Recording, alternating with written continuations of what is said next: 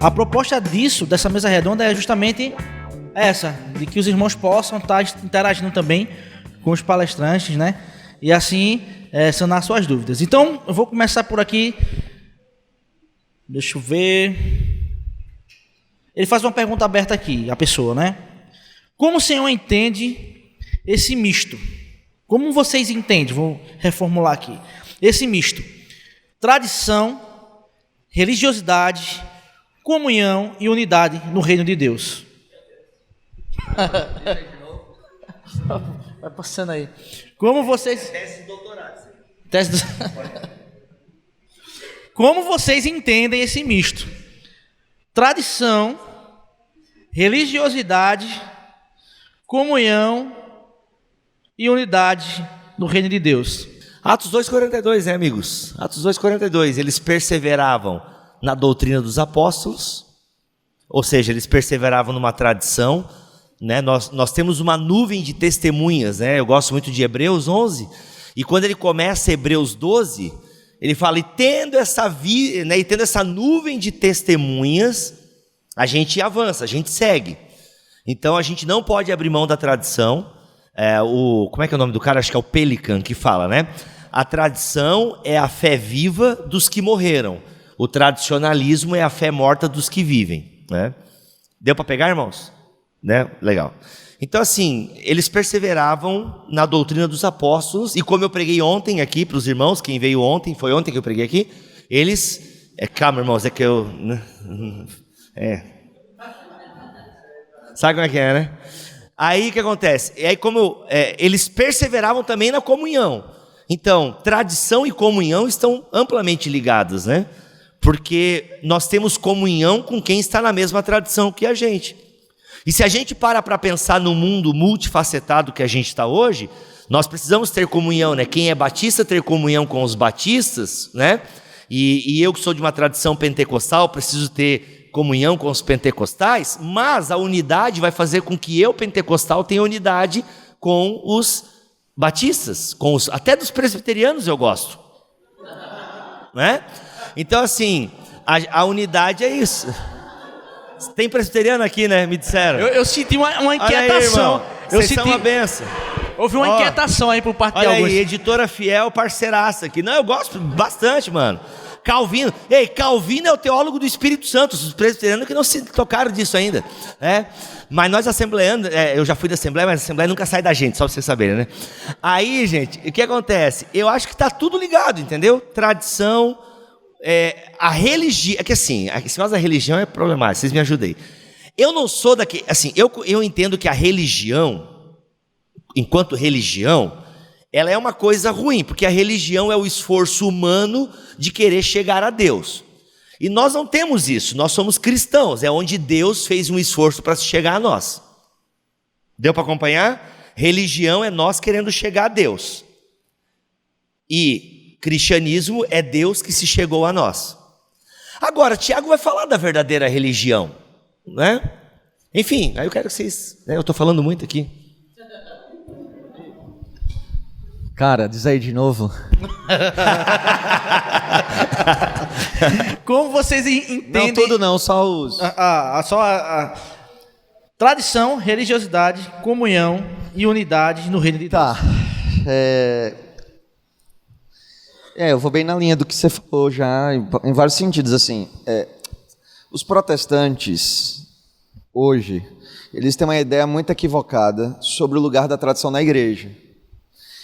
De alguma forma, não sei quem inventou um boato que se espalhou, que o protestantismo é a luta da Bíblia versus a tradição. Isso aí é um equívoco histórico, sem sentido.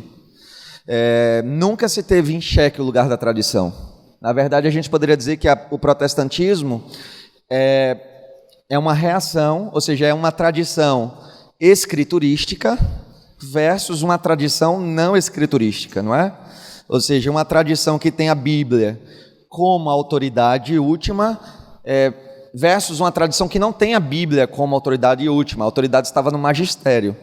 Então, de alguma forma, a gente criou um sentimento tradicional, no sentido ruim mesmo, ou seja, como se a tradição não tivesse lugar nenhum. E aí eu escuto coisas do tipo assim, eu não tenho nenhum credo a não ser a Bíblia. E isso... Posso abrir um parênteses aqui? Pode. Eu fiz um treinamento de líderes, aí eu joguei os líderes e falei, gente, vocês estão no calabouço, e aí vocês estão presos, e eu quero que vocês me escrevam uma confissão de fé. Tipo, dei uma simulada na confissão de Guanabara, tá ligado? Coisa bem de presbiteriano, confissão de fé da Guanabara. Olha aí, ó.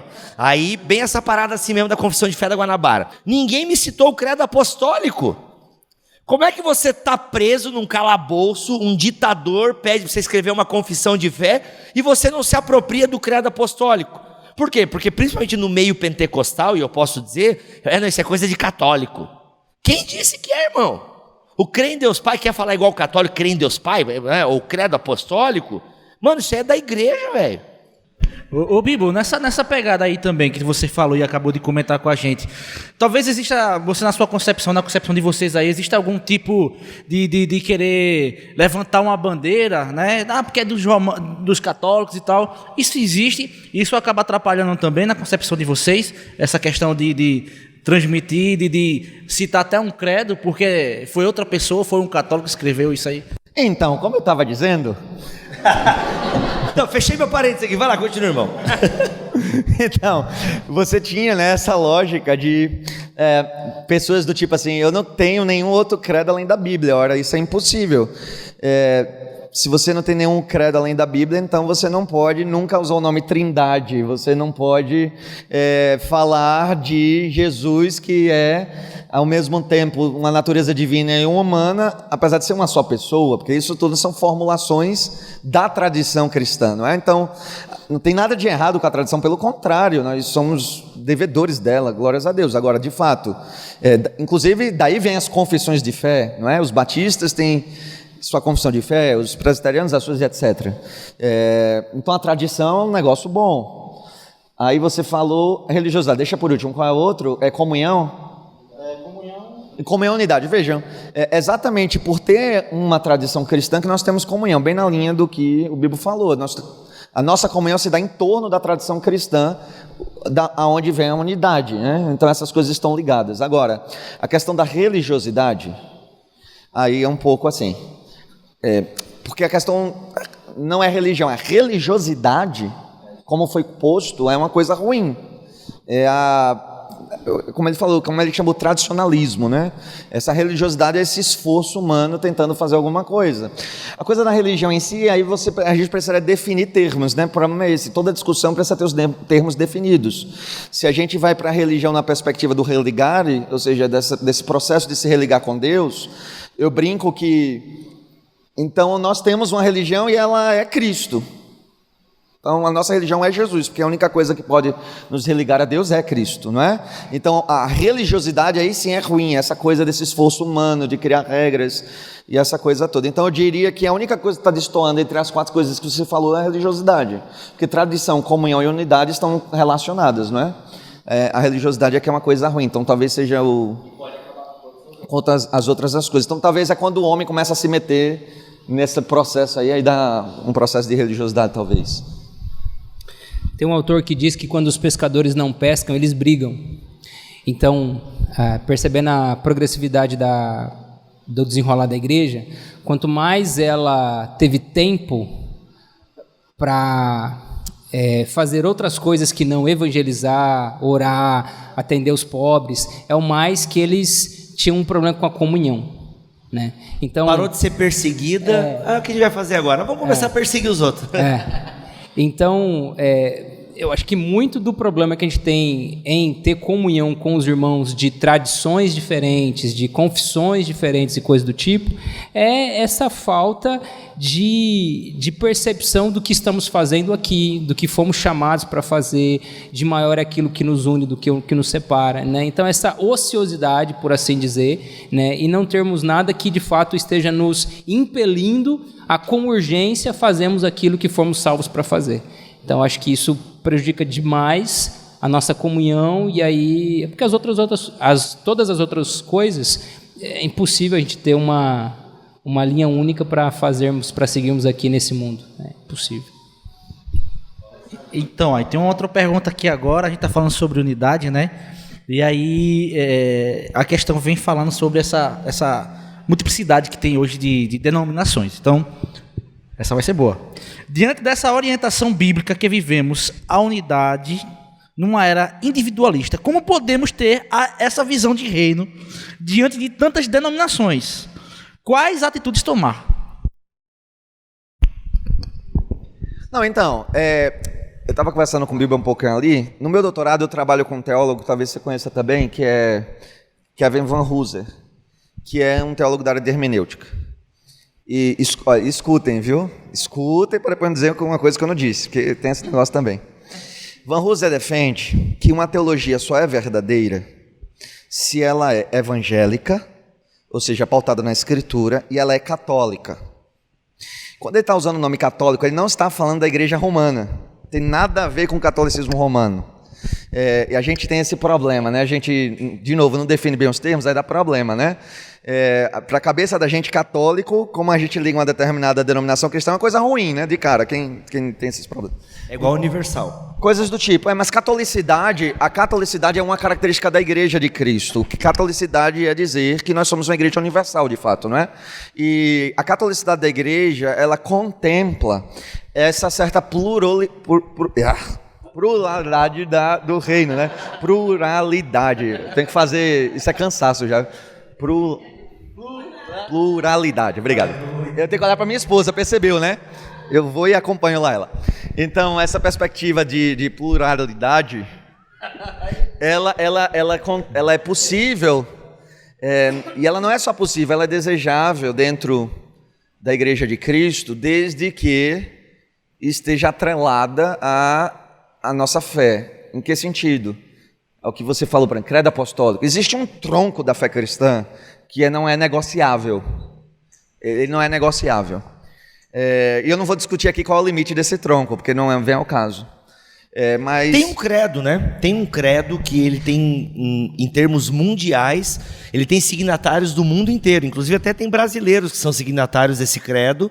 E ele é um genérico legal, assim. Ele fala, por exemplo, da volta de Jesus. Ele não entra em detalhes pré, pós, mid, não sei, né? Essas milhões de interpretações do Apocalipse. Mas ele meio que faz esse núcleo duro do que uma igreja cristã não pode abrir mão. Então tem lá a Trindade, uma série, né, as duas naturezas de Cristo, a catolicidade da igreja, é bem legal. Eu não lembro o nome desse credo, mas ele tem em português, inclusive, tá? Igor Miguel é um signatário, o pastor Josué Gonçalves, alguns nomes assim de vários lugares do mundo.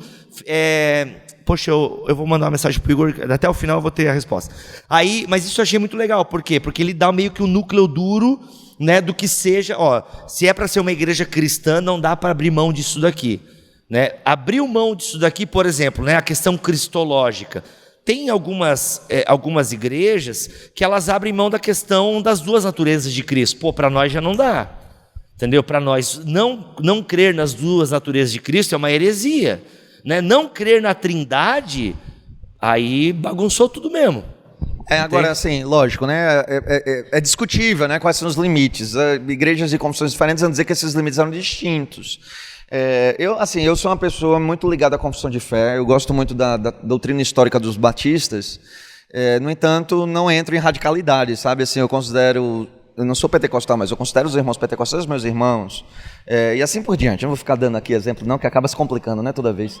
Mas assim, eu tenho muita clareza do que eu creio. Então, vai mais ou menos nessa linha. Eu acho que os credos ecumênicos, bíblicos, sempre entraram para cumprir essa função, não é? Pelo menos eles. Teve uma questão com os discípulos de João e os discípulos de Jesus, não teve? E aí, o próprio João, olha, não vamos entrar nisso porque todos nós estamos remando para a mesma direção.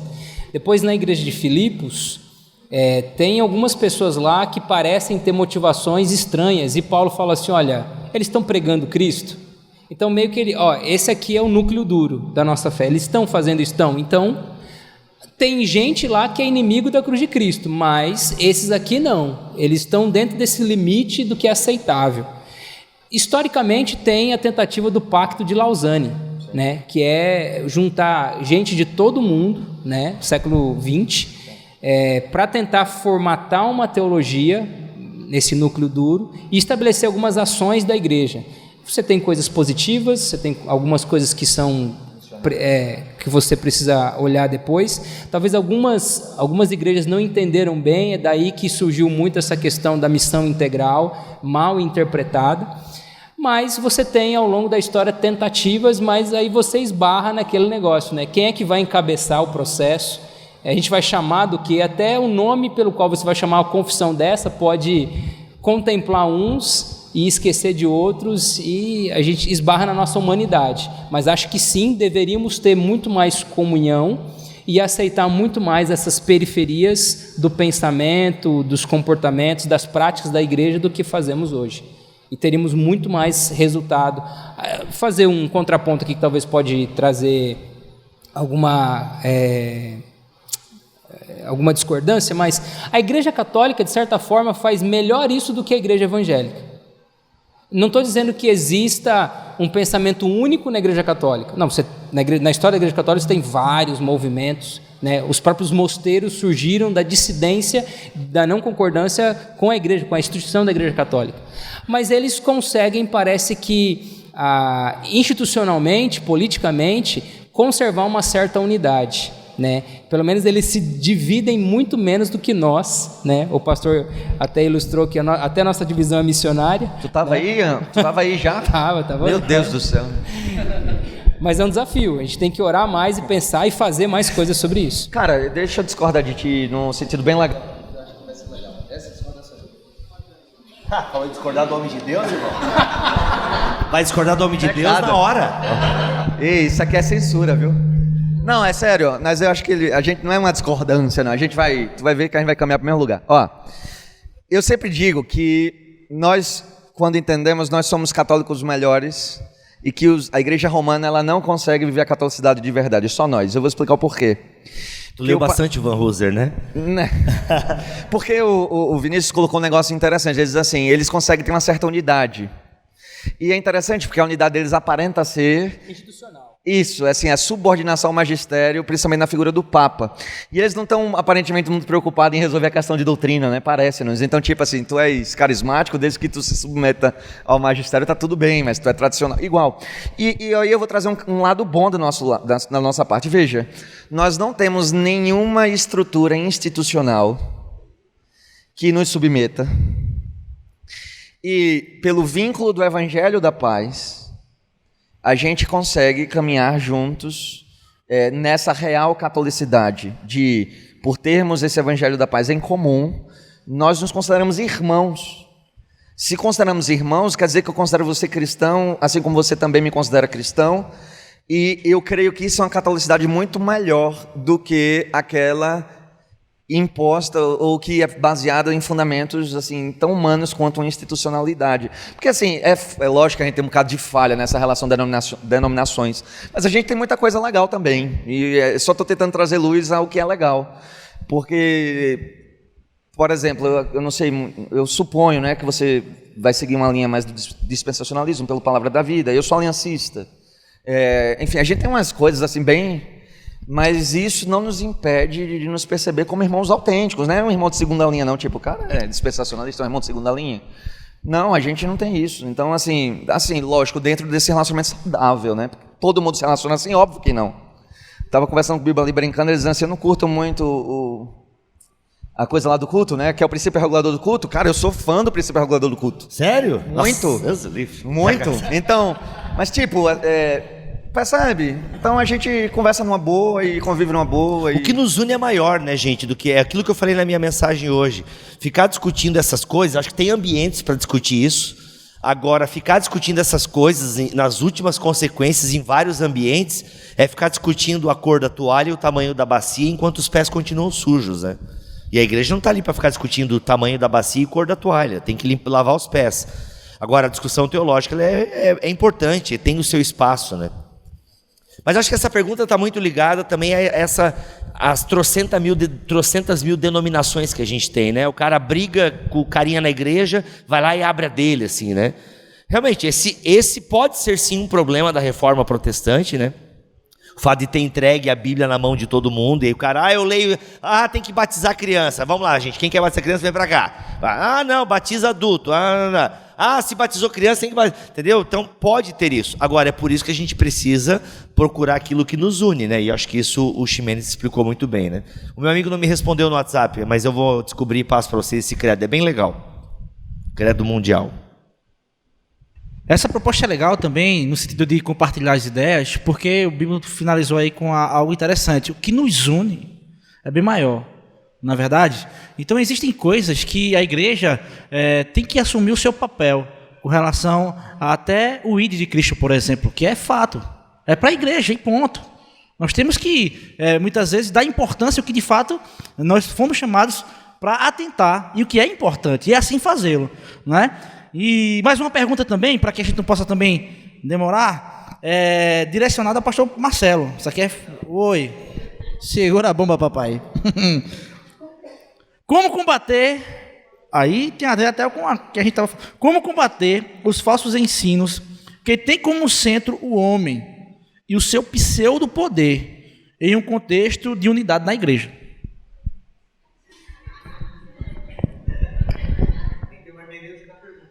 Não, essa pergunta aqui, meu Deus do céu, dava, como você falou, teses, né? Cara, então, aí tem algumas coisas, assim, a mais forte, a mais óbvia, é que se você ler a Bíblia, ela não rende glórias aos homens, ela literalmente engrandece e entroniza Deus. E talvez um dos problemas que a gente tem a ver com a forma como a gente estuda a Bíblia, ou a forma como a Bíblia é pregada, não é? Essa coisa de sermão temático, essa coisa de o cara ler um versículo da Bíblia, não está nem falando mais do versículo da Bíblia, está falando coisa da cabeça dele, faz com que esses tipos de coisas aconteçam. Mas em qualquer igreja onde há pregação expositiva, ou seja, onde o foco da pregação é expor o texto da Bíblia, e principalmente se conseguir fazer isso em série, não é? Ou seja, livros da Bíblia e tudo, então você acaba sendo obrigado a aprender o que a Bíblia realmente está dizendo, não tem como você estar dizendo da sua cabeça, é o texto, né? E isso é um antídoto muito grande. Assim, por percepção, igrejas onde há pregação expositiva, elas tendem a ser menos antropocêntricas, elas tendem a ser mais teocêntricas e cristocêntricas. Então, uma solução grande da igreja é a pregação da palavra. Onde a palavra é pregada e é estudada, você tem teologia saudável. Outra coisa que acaba protegendo um pouquinho é essa coisa que a gente falou agora, das confissões de fé, dos posicionamentos históricos da igreja. Agora eu estou falando históricos mesmo, porque se você pegar as confissões de fé antigas das denominações, então vai favorecer o pessoal para amenizar um pouquinho o que você fez, viu?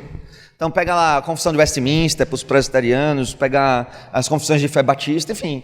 As confissões históricas, elas são muito teocêntricas, elas não são antropocêntricas. E igrejas que conhecem bem a sua história, a sua tradição teológica, elas tendem a ser muito saudáveis nesse quesito. Então talvez um retorno aos posicionamentos históricos das denominações, das igrejas, quando isso é possível, né, no nosso caso aqui mais, não é? Já que fazemos parte de denominações históricas, enfim, isso ajuda também. Agora, não substitui a Bíblia, não é? A Bíblia que é de fato a palavra de Deus, ela é o agir de Deus na vida da igreja. Então, eu acredito que é isso, assim, pelo menos minha experiência diz isso. Pregação expositiva, foco na Bíblia e também o entendimento da teologia histórica das denominações históricas ajuda isso tudo, sabe? A teologia coach, né? Estão falando dessa teologia coach e tal. Assim, gente, eu vou falar uma parada e depois tu discorda de mim. Achei o credo, tá? Seu faladorzão aí aqui, ó. Achei, ó. A confissão de fé dos evangélicos católicos. Não conheço, não. Não conhece? Tá? Ela é mundial e ela tem a tradução em português, tá? É a Reforming Catholic Confession. Reforming, é dos reformados, é coisa de reformado. Então eu conheço, sim. A Reforming Catholic Reformation. Não, a Reforming Catholic Confession.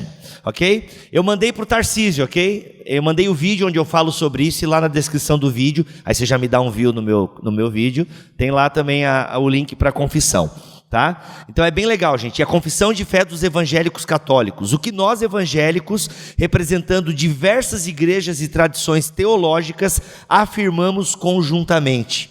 Aí cremos, Deus triuno, ele explica por quê. As Sagradas Escrituras, por quê. Seres humanos, por quê. Papapá, bem legal. Bem, sobre isso é o seguinte, gente, a gente vive uma onda da pregação de autoajuda, né? Uma pregação de estar bem focada no ser humano e esse tipo de coisa. Eu acho ela errada, já quero começar dizendo que eu acho ela errada. Mas eu concordo com uma coisa que o Heber Campos Jr. falou recentemente num vídeo sobre esse assunto.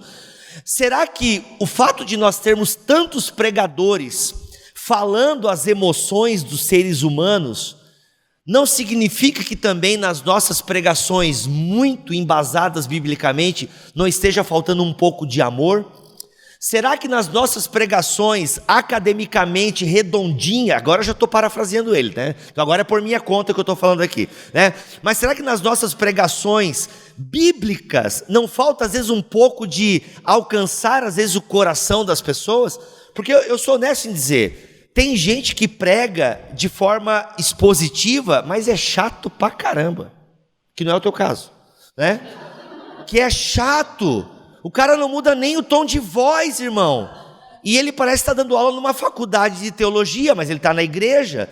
Isso não vai alcançar a Dona Maria. Aí chega o carinha no YouTube, bonitão, bem produzido, com o tecladinho e fala: você é importante, Deus sorriu para você nessa noite. Meu irmão, já era, é nós. Entendeu? Então assim, eu não concordo com a pregação autoajuda, mas eu entendo que as pessoas, e até nós, a gente é meio perdido mesmo, gente. A gente precisa às vezes ouvir uma pregação que diga assim, bem claro o que a gente tem que fazer mesmo. Por exemplo, a pregação do pastor Ximenes aqui, ela não foi autoajuda, mas tu falou assim: irmãos, eu quero que vocês façam isso. Já dá para colocar numa categoria quase coach aí, né? Mas no coach no sentido bom, de treinar mesmo. Por quê? Porque as pessoas são bem desorientadas.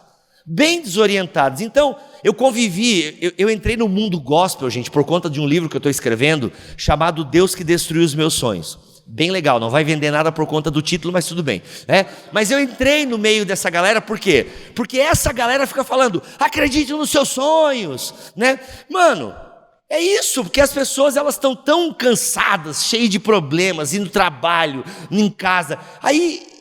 eu não estou dizendo que ela está certa de ir para a igreja para querer ouvir uma palavra motivacional. Não estou dizendo que ela está certa. Mas, mano, às vezes ela vem para a igreja e é só paulada igual hoje. Vocês apanharam pra caramba aqui. Eu bati, Ximenes bateu, o irmão eu não ouvi, mas deve pela cara bateu também, né? Aí, às vezes o cara, o que tu queria ouvir nessa noite é: você é um espelho que reflete a imagem do Senhor. Você queria ouvir uma parada mais assim, que tocasse o seu coração. Não dá para ser só isso, que é o problema dessa galera, né?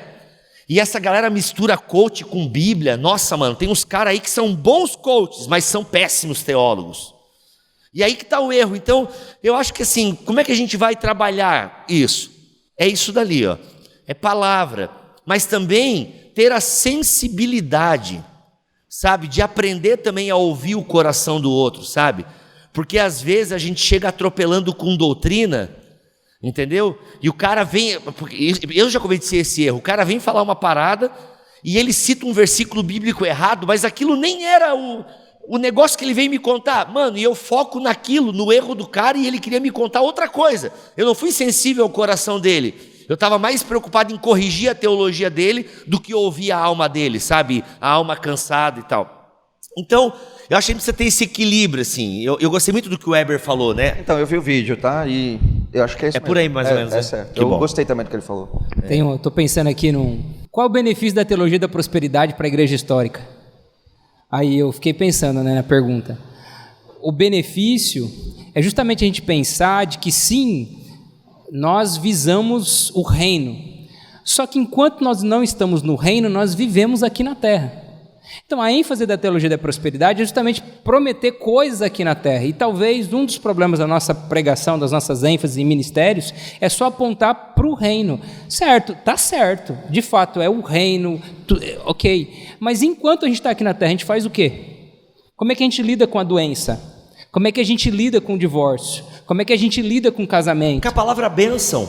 Cara, eu tinha medo da palavra bênção por causa da teologia da prosperidade, né? Mas bênção é bíblica. Então, sim, pregações bíblicas que nos ajudem a lidar com tudo isso, sem desconsiderar de que nós estamos aqui na Terra e até que Jesus volte, até que a gente morra, é aqui que a gente vai ficar. E a gente precisa de instrução para lidar com isso, mas não instruções que nos ajudem apenas a lidar com o estilo de vida lá no céu. A gente precisa de instrução de lidar com a vida aqui na Terra.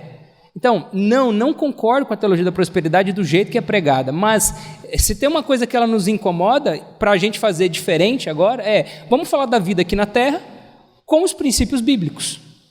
A gente lidando com a sensibilidade, lidando com o cansaço, com um cara que mora na região metropolitana e chega na igreja cansado, não é porque ele não quer ouvir a Bíblia, ele está cansado do trânsito, ele fica 2h30, e eu tenho que pensar numa forma de cativá-lo com a mensagem bíblica.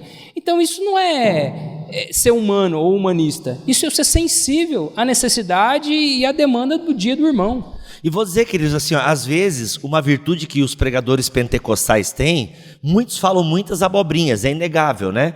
Só que às vezes o jeito mais leve de falar acaba atraindo as pessoas, entende? O jeito mais leve e tal. Então, tu imagina se a gente consegue... Eu acho, por exemplo, que o Hernandes Dias Lopes entendeu isso, né? Ele é um cara que, para citar um exemplo, né? Ele é um cara que tem uma mensagem boa e ele tem um jeito, né?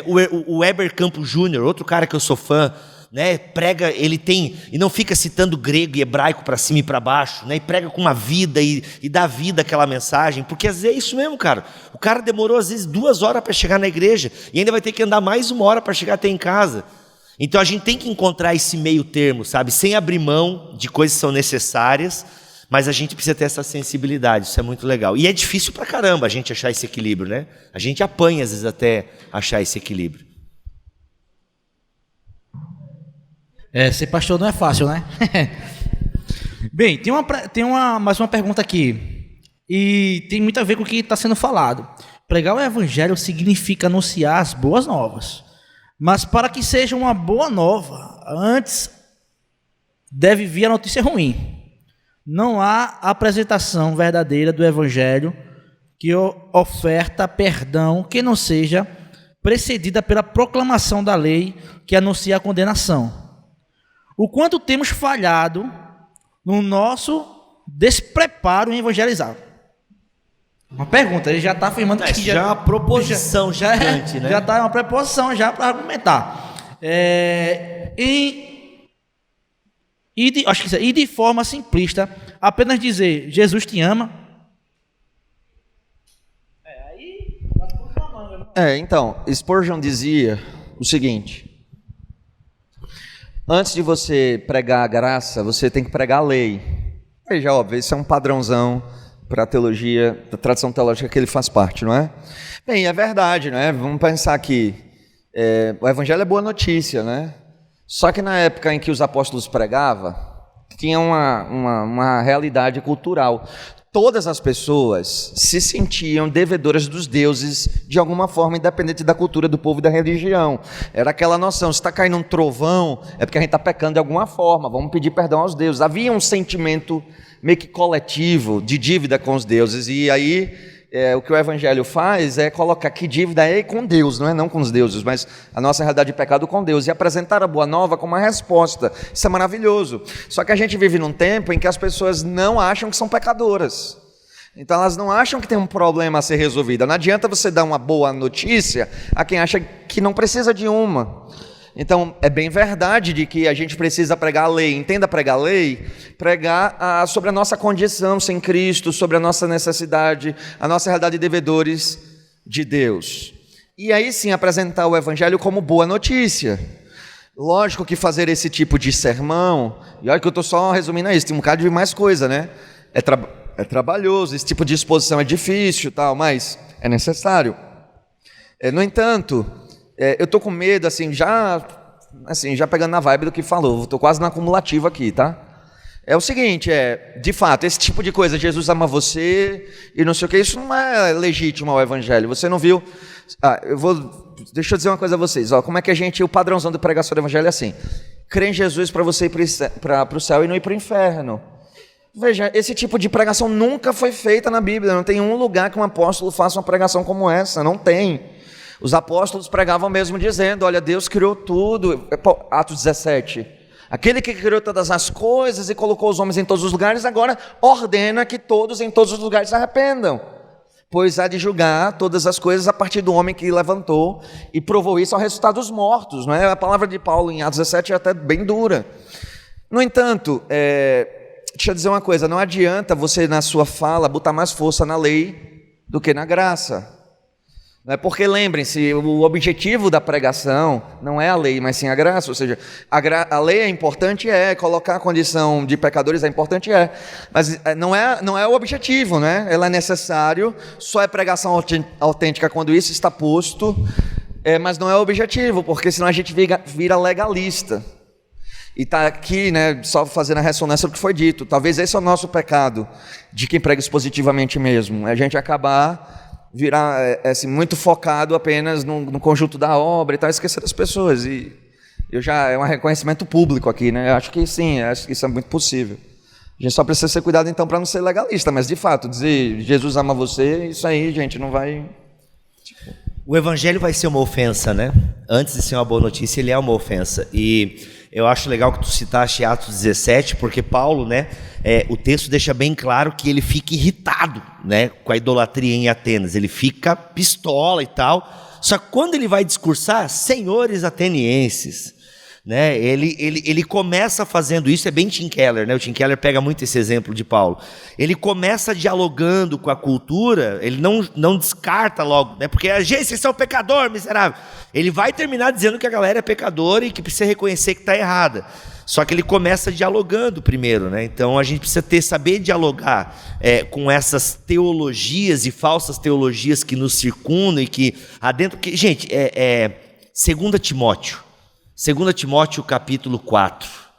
Não vai ter pessoas, e chegará no fim, né, vai chegar a tempo que as pessoas terão coceira nos ouvidos e ajuntarão para si mestres para falar o que lhes agrada.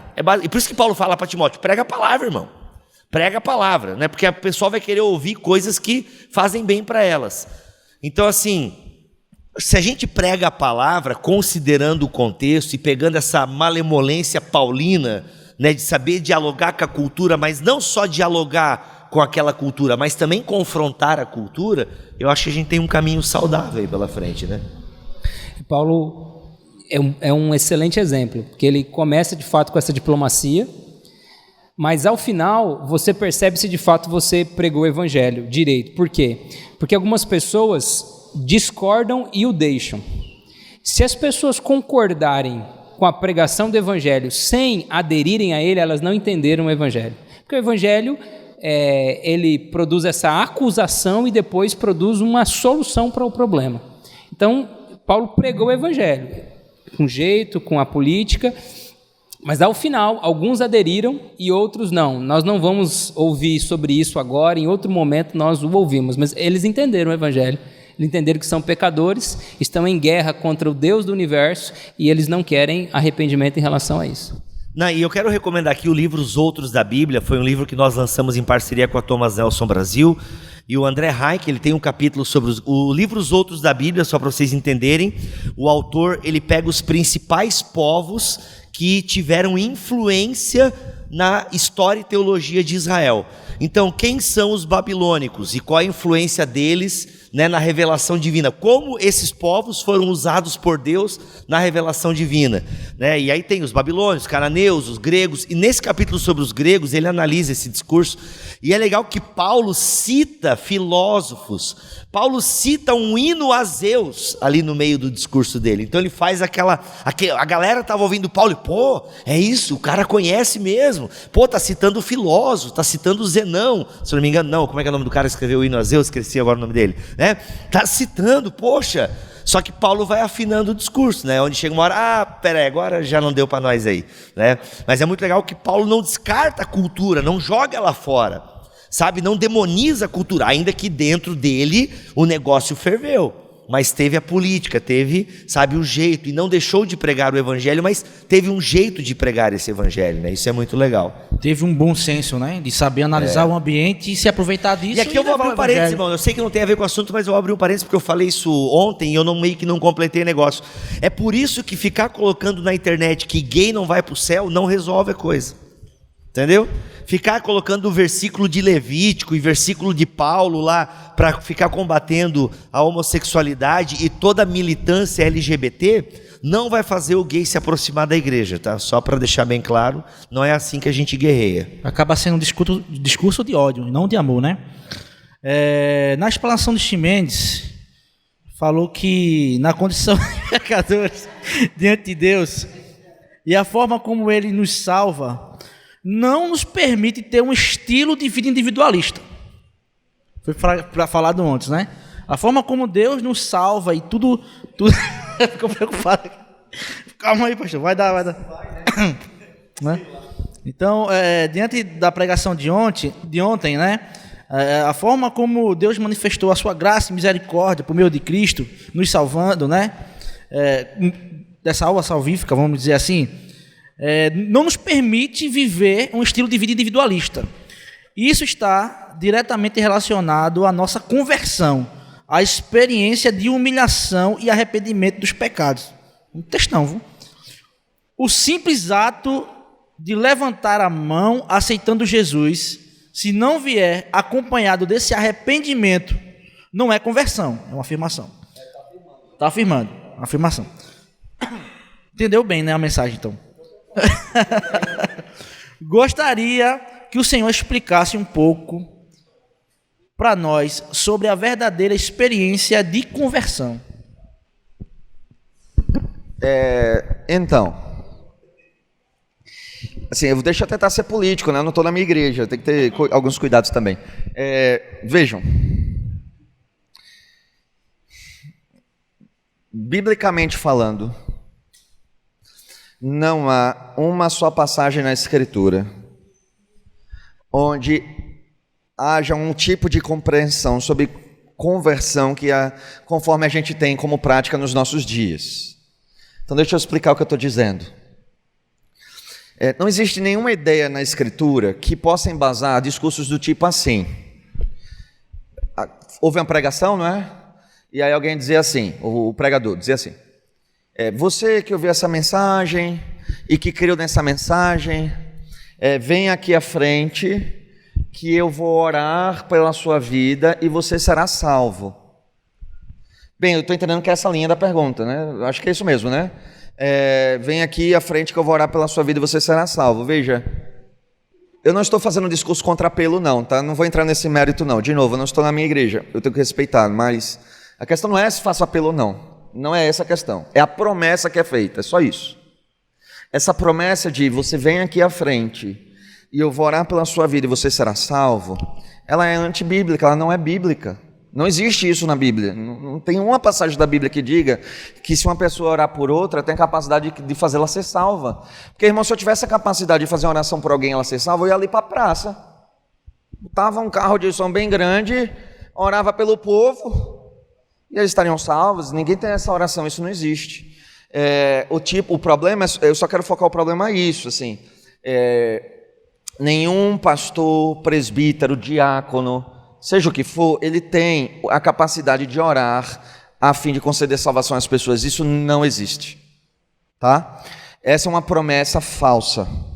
E aí termina de quebrar, pastor Vinícius, e ainda é assim, ó. A pessoa vem, ele diz, eu vou orar para sua vida, você está salvo. Aí ele ora, e quando ele termina de orar, ele diz assim, agora você está salvo, agora você pertence à família de Cristo. Você não pode prometer isso a ninguém. Você não tem a capacidade de discernir que uma pessoa, porque veio à frente, agora faz parte da família de Cristo. Não.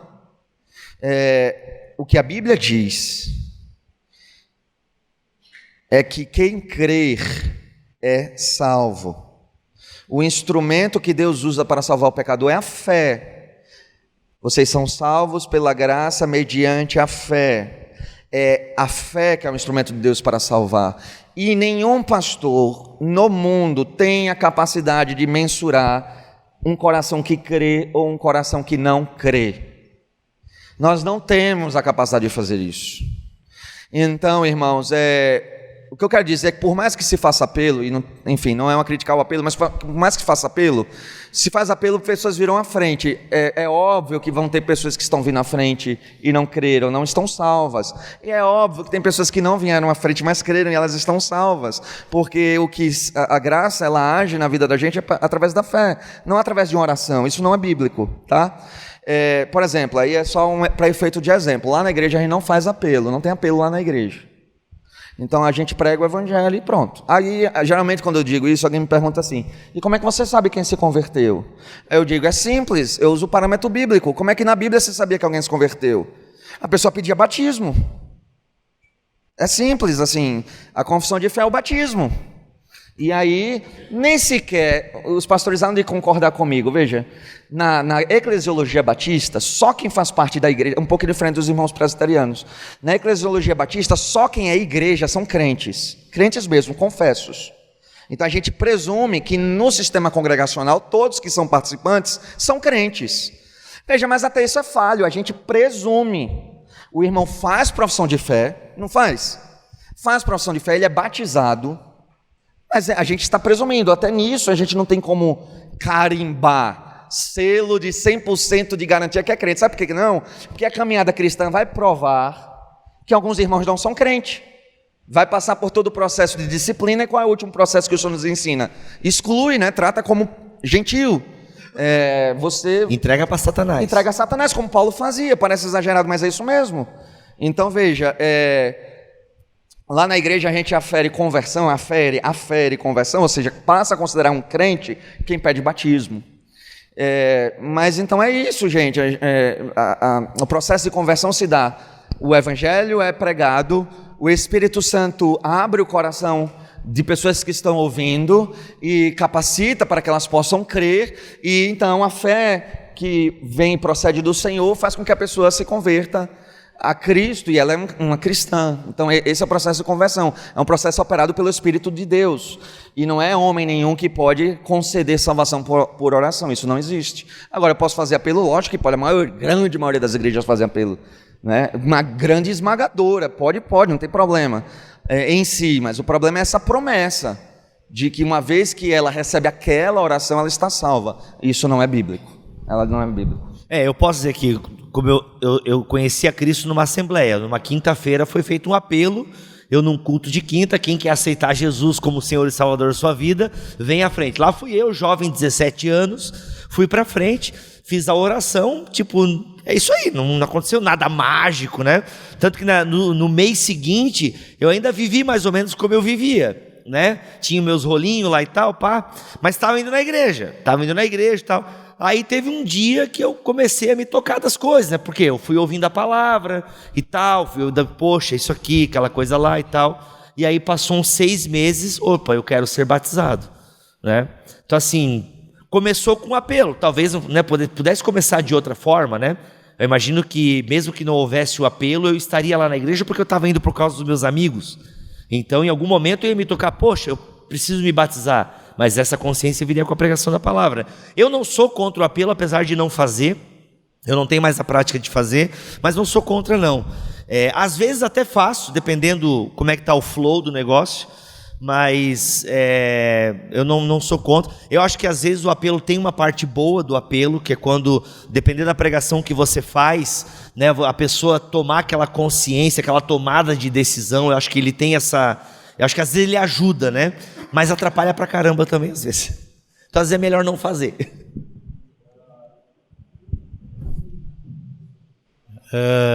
Dá licença, não?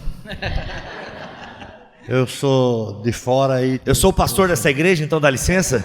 É muito convidativo esse assunto aí, simples, mas na verdade eu desconhecia, pastor Ximenes, eu desconhecia que o pessoal chamava alguém que não confessou o pecado, que não sentiu isso de Deus, e a palavra de Deus diz que todo aquele que crê será salvo, né? E eu creio nisso, porque eu criei, aquele da Assembleia de Deus creu também lá na quinta-feira, mas na verdade eu não faço apelo. Eu acho essa palavra apelo um termo bem, sei lá, apelar para... A gente apela para vender banana quando está barato, que ninguém quer. A gente apela para levar. Leva 3, 4 por R$1.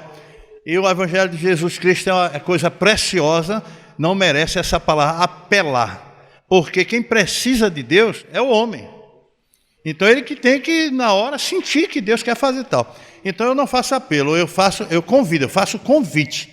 Então o convite é algo que Jesus também fez, convidou muitas pessoas para segui-lo, né? Então quando o indivíduo levanta a mão ali, primeira coisa que eu entendo, ele não está se convertendo quando levantou a mão. Ele já se converteu lá no coração. Ele tem só uma oportunidade, às vezes ele já veio convertido para a igreja.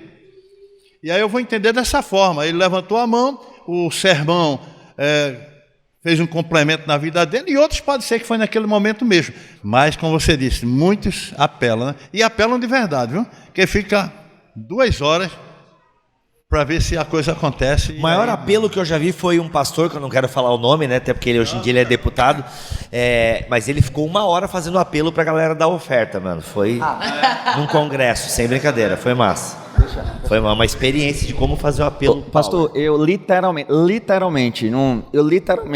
já estive em uma igreja onde aconteceu exatamente isso. Não era um convite, como o irmão está dizendo, não. Como eu disse, a maioria das igrejas fazem, isso não é um problema, não.